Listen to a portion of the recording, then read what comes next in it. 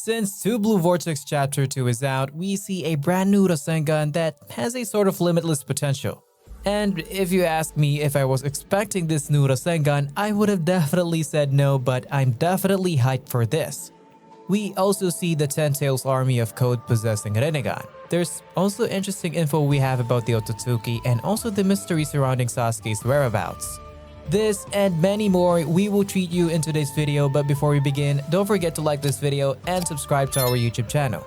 Chapter 80 of the manga ended with us seeing Boruto standing before Code ready to challenge him. Part 2 of the Two Blue Vortex chapter opened with us seeing Boruto doing the same thing as where the previous chapter ended. A description is given, the surprise invasion as part of a revenge plan from Kara's remnants, Code. Amidst the chaos in Konoha, he suddenly appears. Then we see the panel where Boruto and Sarada are seen facing Code amidst the claw grimes. Code tells Boruto that he had been looking for him and he didn't expect him to have come out so easily, and says that if that's the case, you should have come to Konoha sooner. Although I have a bit of an issue with this part, and I think it's from the translation into English since it was referring to Code and it should have been I should have come to Konoha sooner instead of him saying you should have, since it's the presence that brought Boruto to the village.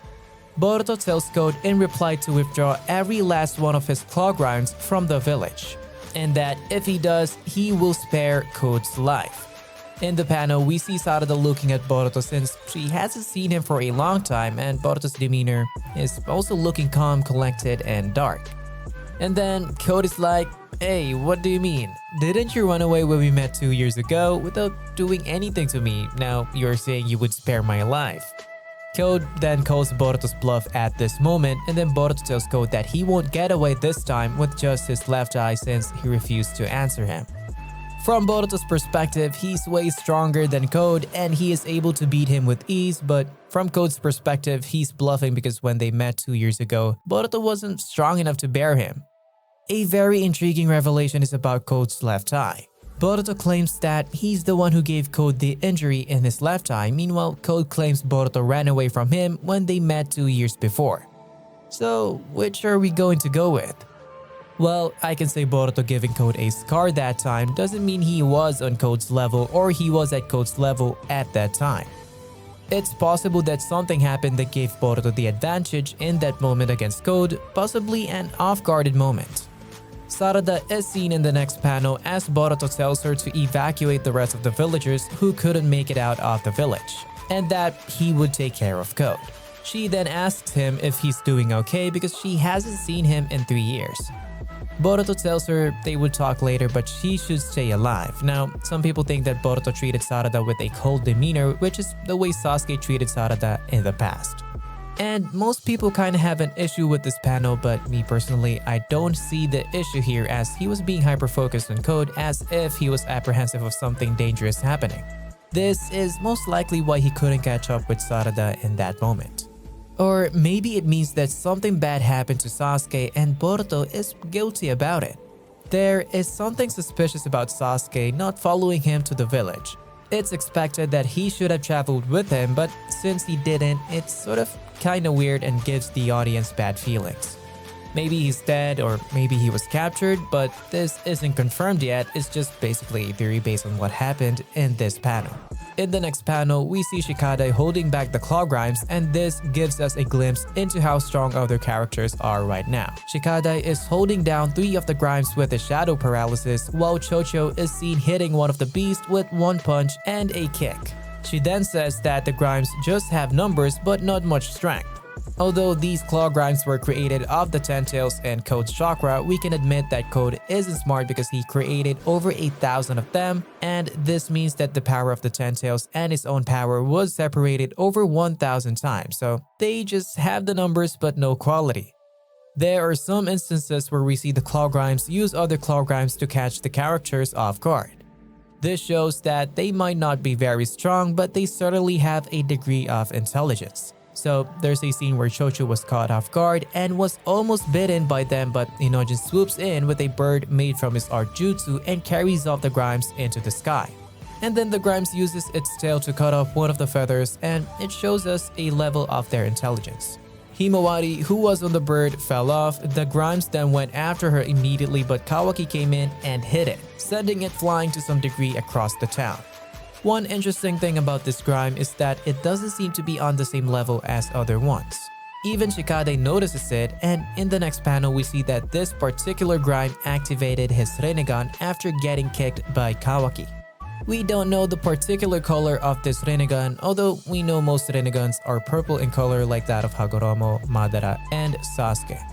However, we've seen other colors like the blue Rinnegan of Urashiki and the golden and red Rinnegan of Momoshiki. They all possess different abilities, so we don't exactly know what color Rinnegan the Grimes possesses until we get the official coloring of the manga that shows us the color of the Rinnegan. Maybe the Grimes Rinnegan would also have different abilities like that of Momoshiki. Since the Rinnegan gives a boost to the power of the wielder, it simply means this Grime here is significantly more powerful than the regular ones.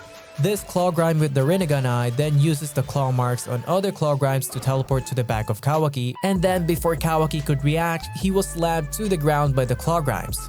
The interesting thing about this panel is that the claw spoke and called Kawaki Otsutsuki. Shikada uses his shadow paralysis to hold the Grimes down and restrict his movements. Kawaki then uses the opportunity to blast it away using his karma.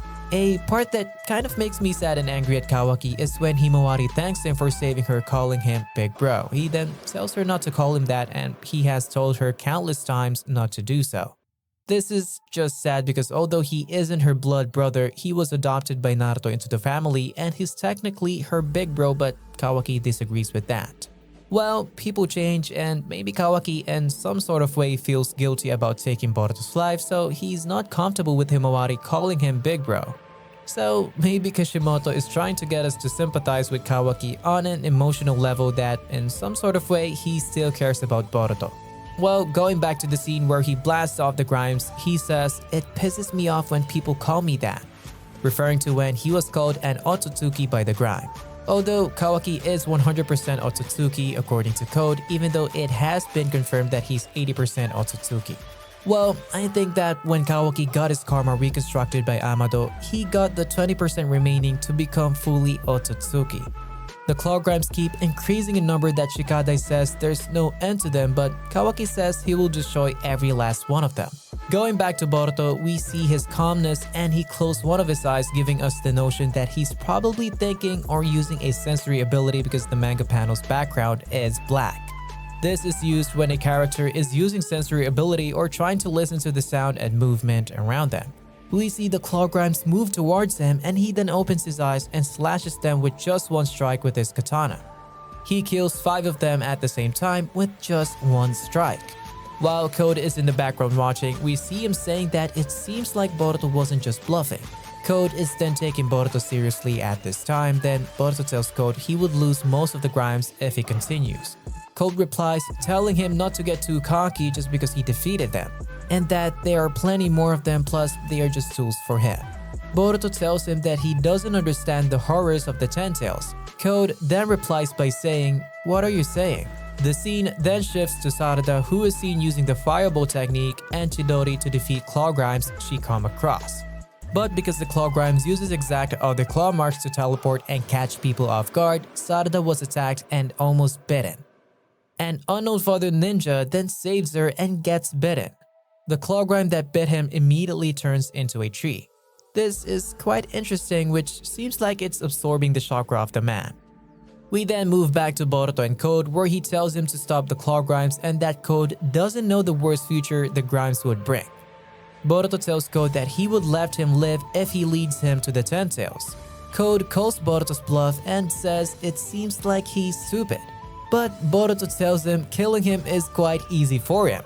Boruto then activated something on his hand that swirls around his body, and then Code was like, "Oh, it's a Rasengan, this fool doesn't know I know this." Boruto then says Rasengan Uzuhiko. This kind of Rasengan is quite similar to the rotation technique used by the Yuga clan, meaning that this Rasengan is a ball of rotating chakra. What do you think of the chapter 2 of the Two Blue Vortex? Do let us know in the comment section below, and thank you for watching.